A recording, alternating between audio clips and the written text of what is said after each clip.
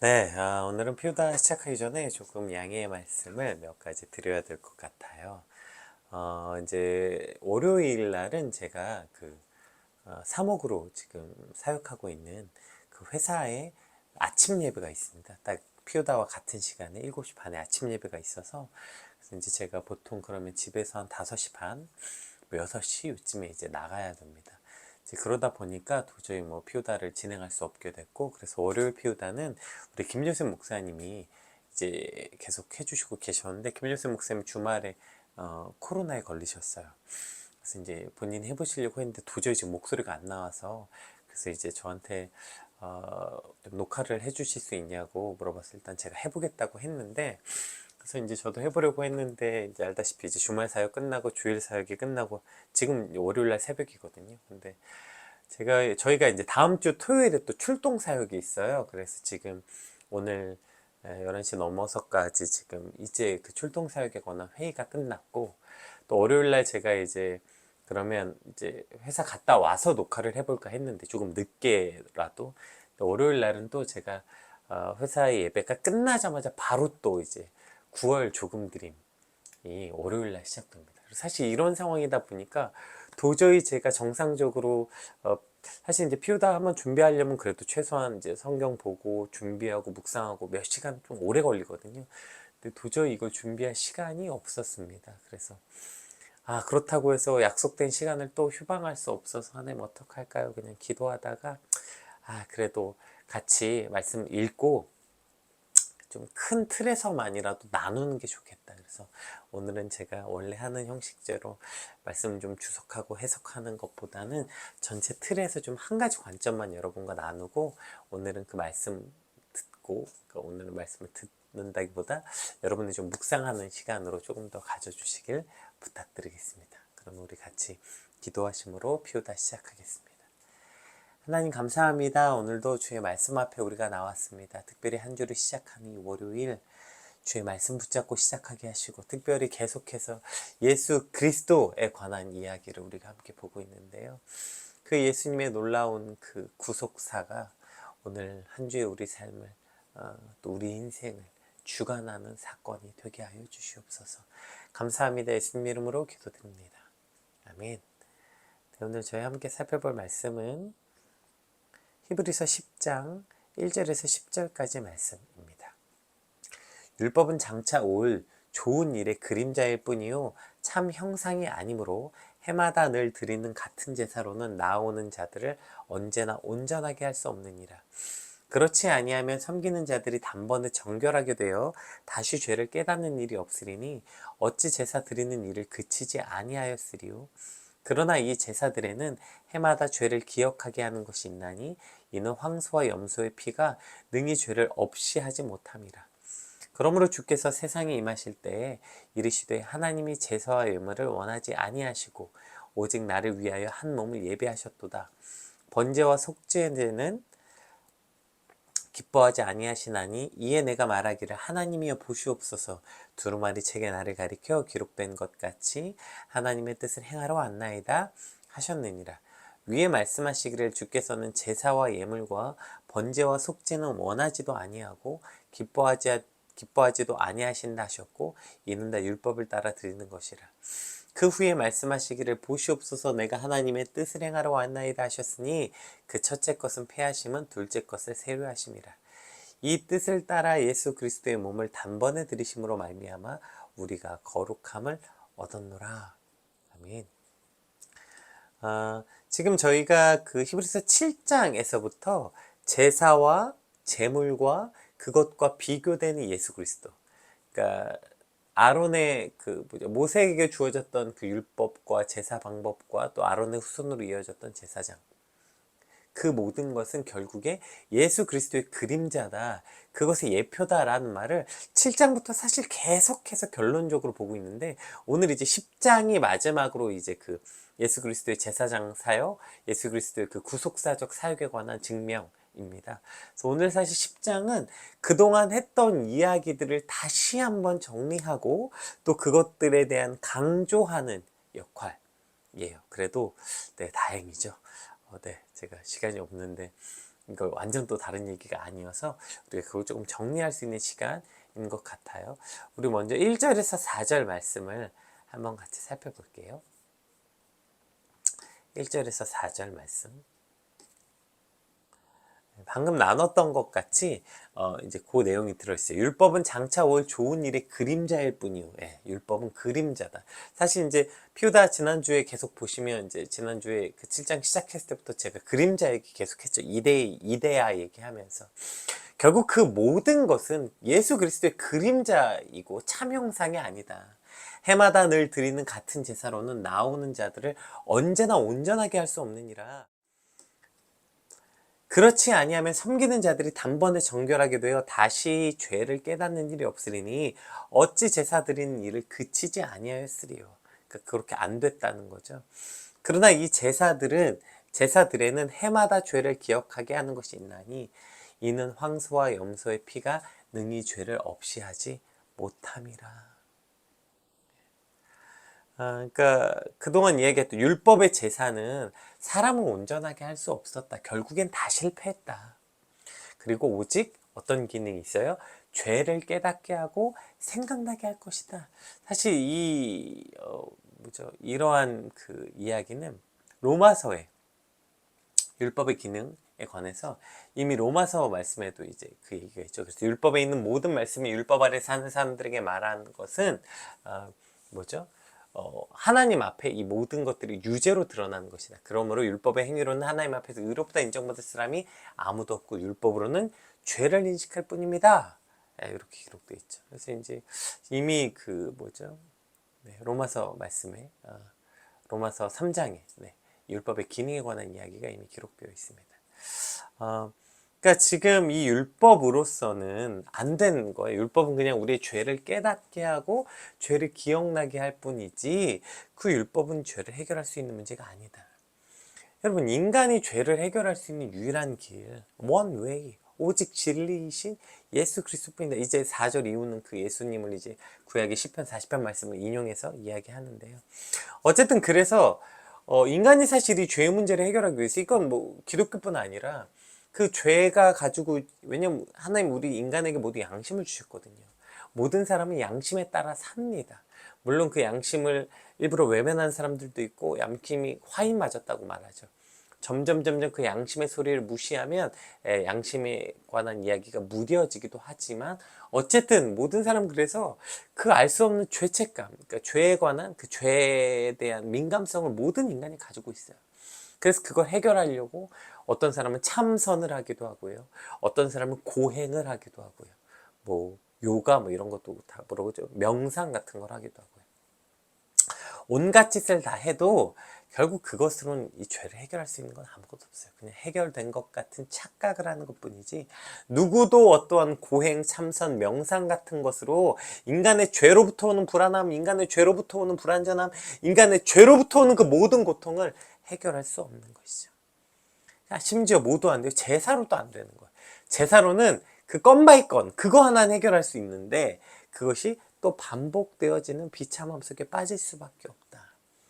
그래서 결국 이 제사는 우리가 죄인임을 깨닫게 하는 것의 기능밖에 할 수 없다는 거죠.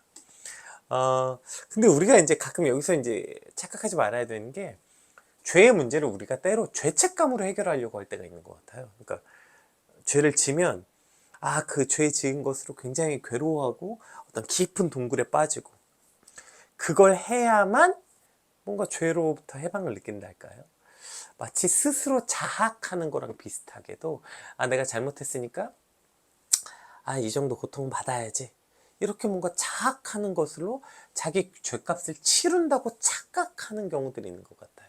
이것이 실패한 제사 아닙니까? 그들이 동물의 제사를 드리면서 내가 지은 죄를 동물에게 전가해서 동물이 피 흘리고 자기 눈앞에서 막 그 찢겨져 나가는 장면을 보면서 그래, 이것으로 내 죄가 해결됐다는 그 어떤 그 죄책감 같은 마음으로 죄를 해결하려는 어리석음이 있는 거예요. 그러니까 죄를 짓고 그것을 괴로워하고 고통받는 것으로 그 죄를 해결할 수 있다고 착각하는 것이죠. 근데 여러분, 이걸로는 해결이 안 돼요. 죄책감으로는 여러분 죄가 절대로 해결되지 않습니다. 그래서 죄책감 같은 걸 해결 안 돼요. 그래서 이제 예수 그리스도가 등장합니다. 우리 5절부터 10절 오늘 본문 말씀 봅시다. 그런 것으로는 해결이 안 되는 거예요. 그러므로 시작하죠. 그러므로 주께서 세상에 임하실 때에 이르시되 하나님이 제사와 예물을 원하지 아니하시고 오직 나를 위하여 한 몸을 예배하셨도다. 이거 시편 말씀 인용한 거죠. 번제와 속죄제는 기뻐하지 아니하시나니 이에 내가 말하기를 하나님이여 보시옵소서. 두루마리 책에 나를 가리켜 기록된 것 같이 하나님의 뜻을 행하러 왔나이다 하셨느니라. 예수님께서 그렇게 말씀하셨다는 거예요. 위에 번제를 말씀하시기를 주께서는 제사와 예물과 번제와 속죄제는 원하지 아니하고 기뻐하지도 아니하신다 하시고, 이건 또 이제 사무엘상 말씀 같죠. 그 뭐죠? 너희가 내가 제사는 필요 없고 내가 원하는 건 순종이 제사보다 낫다. 그 말씀이 이제 뭔가 떠오르는 말씀이에요. 그 위에 말씀하시기를 보시옵소서 내가 하나님의 뜻을 행하러 왔나이다 하셨으니 그 첫 번째 것을 폐하심은 둘째 것을 세우려 하심이라. 이 뜻을 따라 예수 그리스도의 몸을 단번에 들이심으로 말미암아 우리가 거룩함을 얻었노라. 아멘. 그러니까 제사로서 드렸던 그 모든 것은 실패했고 죄책감 뭐 그런 거 두려움 죄 해결되지 않고 오직 그 모든 것을 단번에 해결하기 위해서 구약에 예언되었던 그 예수 그리스도가 스스로 예언되었던 이제 하나님 보시옵소서 내가 하나님의 뜻을 행하러 왔나이다 하고 예수 그리스도께서 오셨고 실제 그 일을 행하셔서 단번에 그 모든 죄를 해결하셔서 우리가 거룩함을 입었다는 거예요. 이것이 우리가 죄를 해결한 유일한 길이라는 거예요. 여러분 그렇다면 오늘 우리가 사실 분명히 죄사함을 얻은 우리가 여전히 그 율법에 있는 사람들처럼 살고 있는 거 아닙니까? 제사 드리고 또 넘어지고 또 죄책감에 허덕이고 제사 드리고 또 죄를 짓고 또 죄책감에 허덕이고. 여러분 죄로 인해 고통스럽습니까? 그럼 오늘 우리가 해야 될 일은요, 죄책감에 허덕이는 게 아니에요. 두려움에 떠는 게 아니라 뭐예요? 그 유일한 해결책이신 예수 그리스도께 나가는 거라고요. 그래서 예수님이 필요한 거예요. 그래서 예수님, 내가 연약할수록 나를 더 귀히 여기시는 예수 그리스도. 그래서 주님이 더 필요한 거죠. 주님께 나아가는 거죠. 주님, 내가 죄악 가운데 거하였습니까? 주님, 제가 또 넘어졌습니까? 또 죄를 졌습니까? 그러면 죄책감에 허덕이고 동굴로 들어가고 그런 괴롭고 고통의 시간으로 해결되는 게 아니라 그 죄를 지었으면 빠르면 빠를수록 할 수 있으면 할 수 있는 대로 더 빠르게 주님께 나아가는 거예요. 주님, 제가 또 넘어졌습니다. 또 죄를 졌습니다. 주님, 나를 불쌍히 여겨 주시옵소서. 주님, 나를 붙잡아 주시옵소서. 주님, 나의 죄를 용서하여 주시옵소서. 그렇게 주님께 더 나아가고 더 나아가는 거죠. 두려움이 아니라, 죄책감이 아니라, 여러분 오늘 저희에게 필요한 건 바로 예수 그리스도이십니다. 여러분 구약의 제사가 계속 실패했다는 것이 뭘 의미합니까? 원래 그 약속은 이거잖아요. 하나님이 이제 약속을 줬어요. 너희가 내 말을 들으면, 내 말을 명령하면 너희가 이런 복을 얻을 것이고, 너희가 내 말 듣지 아니하면 이제 내가 너를 돌보지 않을 거다. 결국 그래도 죄의 삭은 사망일 수밖에 없어요. 그런데 계속 실패했다니까요. 구약은, 언약을. 뭐 이상하지 않으세요? 실패했으면 다 죽었어야 돼요. 그럼 근데 아무도 안 죽었어요. 계속 실패했다는 건 이미 계약이 끝난 거잖아요. 끝난 사람하고 무슨 계약이 계속 있습니까? 근데 계속 실패했다는 건 계속 계약이 있었다는 뜻이죠. 이 말이 뭐예요?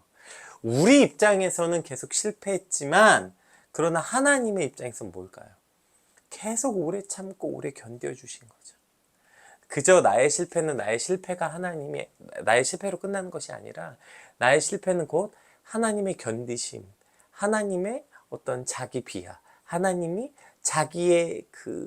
자기가 언약하고 본인이 책임도 지시고 본인이 대가도 치르신 하나님의 놀라운 은혜가 그 안에 있다는 거. 내 실패는 곧 내 실패로 끝나는 게 아니라 반복되는 실패는 곧 뭘 뜻해요? 하나님의 오래 참으심을 뜻한다고요. 나의 실패는 하나님의 참으심. 곧 뭐예요? 나의 죄에 또 실패함은 하나님의 은혜와 같은 말이에요. 그러면 우리가 또 죄에 넘어졌고 또 실패했으면 그거 우리가 죄책감 갖고 두려워할 시간에 빨리 그 죄를 해결하는 노력을 해야죠. 근데 여러분 죄를 해결하는 길은 하나라니까요. 참선, 명상, 고통, 두려움, 죄책감 아니고요. 오직 예수 그리스도 앞에 나아갈 때 그 죄는 해결될 수 있어요. 예수님을 믿는 것, 예수 그리스도를 의지하는 것, 그분 앞에 더 가까이 나아가는 것만으로 우리의 죄를 해결할 수 있다니까요. 그래서 오늘 우리가 이 죄와 멀어지는 방법은 죄를 죄와 싸우고 의지를 다지는 게 아니라 하나님의 은혜를 더 깊게 체험하고 그 은혜 앞에 더 깊게 나갈수록 나를 오래 참으신 그 놀라운 은혜를 더 깊게 묵상하면 묵상할수록 오예 그럼 오래 참으신다 그래서 그걸 이용하고 막대하는 것이 아니라 이건 하나님의 은혜를 체험하지 못한 자들의 특징이죠. 우리가 진짜 그 은혜를 체험했다면 그러면 우리는 더 하나님께 더 가까이 갈 수 있고 하나님께 더 가까이 갔다는 건 죄로부터 멀어졌다는 뜻입니다. 오늘 저와 여러분의 삶이 이렇게 하나님께 가까이 가는 것, 예수 그리스도 앞에 나아가는 것, 오늘 우리의 죄를 해결하는 건 죄책감이 아니에요. 두려움이 아니에요. 고통이 아니에요. 오직 예수님이기 때문에 그럼 죄 허덕일수록 우리에게 더 필요한 건 주님께 나아가는 것입니다. 그래서 여러분 제가 말씀드린 적 있지만 어떤 대한민국을 대표하는 아주 유명한 목사님이 좋은 믿음이란 무엇인가를 뻔뻔함이다 이렇게 정의하는 것도 그런 데 있는 거예요. 왜냐하면 뻔뻔하지 않고는 죄를 해결할 수가 없다니까요. 그 뻔뻔함이 오케이 난 죄 짓고 예수님께 나아가고 나 또 죄 짓게 이런 뻔뻔함 아니고요. 어찌저찌 해서 죽을 힘을 다했지만 또 실패한 연약함, 그러나 실패했을 때 우리가 필요한 건 예수님밖에 없으니까 나아가는 거라고요. 여러분 우리가 죄책감에 빠진다는 건 죄를 묵상하는 거잖아요. 죄를 묵상하는 건 결국 나를 묵상하는 거죠. 나를 묵상해봤자 여러분 그냥 실패와 절망뿐이라니까요. 나를 묵상하는 거. 그래서 오늘 그 수많은 제사가 다 실패하는 거라니까요. 오늘 우리가 해야 되는 건 나를 묵상하고 내 죄를 묵상하는 게 아니라 율법의 왕성이신 예수 그리스도를 묵상하고 그분께 나아가는 것이 유일한 방법입니다. 오늘 이제 한 주를 시작하면서 우리의 모든 삶이 어쩌면 또 넘어지고 또 실패하겠죠. 또 죄악 가운데 빠지겠죠. 그럴 때 절망의 구렁텅이에 죄책감이 허우적거리는 게 아니라 온 힘을 다해서 다리에 힘을 꽉 주고 예수 그리스도께 달려나가고 예수 그리스도를 옷 입고 오직 그분을 의지해서 실패와 절망 가운데서 일어나는 저와 여러분의 한 주가 되시길 주님으로 축복합니다. 우리 이러한 관점에서 오늘은 특별히 제가 설명하는 것보다 여러분이 받은 말씀을 좀 한 절 한 절 읽어보시고 특별히 이제 오늘 본문은 공동 번역으로 읽어보시면 좀 도움이 많이 돼요. 그래서 혹시 되시면 우리 공동 번역 말씀으로 보시면서 또 여러분 각자 주신 하나님의 말씀 묵상하는 시간이 되었으면 좋겠습니다. 오늘은 특별히 받은 말씀 놓고 기도하는 것뿐 아니라 제가 조금 설명을 짧게 하고 한 가지 관점만 이야기했으니까 또 다른 관점들로 여러분에게 주신 말씀이 있을 수 있으니까 이런 말씀을 좀 같이 묵상하는 시간 가지셨으면 좋겠습니다. 그리고 받은 말씀 놓고 기도하시고 또 여러분 개인적으로 묵상하는 시간 갖도록 하겠습니다.